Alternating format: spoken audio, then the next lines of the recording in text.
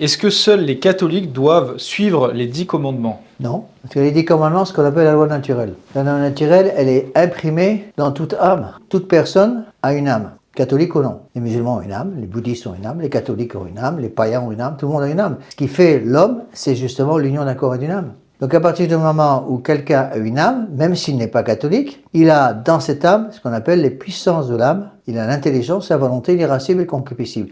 Et l'intelligence, c'est un système intellectuel qu'il y a dans l'âme qui permet de savoir où est la vérité. Il n'y a pas besoin d'être catholique, par exemple, pour savoir qu'on n'a pas le droit de tuer, qu'on n'a pas le droit de mentir, qu'on n'a pas le droit de voler, qu'on n'a pas le droit de prendre la femme du prochain. C'est inscrit dans notre nature, ce qu'on appelle la loi naturelle. Donc quelqu'un qui n'a pas le baptême garde une âme. Et donc gardant une âme, il garde les puissances de l'âme. Gardant les puissances de l'âme, il garde l'intelligence. Et donc avec son intelligence, il est capable de savoir où est le vrai. Mais on pourrait objecter par exemple que dans la société des Aztèques, ils pratiquaient le sacrifice humain et que c'était quelque chose de sociétal et qu'ils ne considéraient pas cela comme quelque chose de mal. Oui, c'est une bonne objection, mais ça reste quand même contre la loi naturelle. C'est comme par exemple la même chose avec l'avortement ou avec le fait d'avoir plusieurs femmes. Même si c'est passé dans certaines sociétés, ça reste quelque chose qui s'oppose à la loi naturelle. Donc la loi naturelle est objective et c'est la même pour tous, peu importe Tout le monde doit suivre la loi naturelle, catholique et non catholique. La seule chose, c'est que les catholiques ont une raison supplémentaire parce que la loi naturelle existe pour eux comme pour les non-catholiques, mais le catholique sait en plus que cette loi naturelle est divine,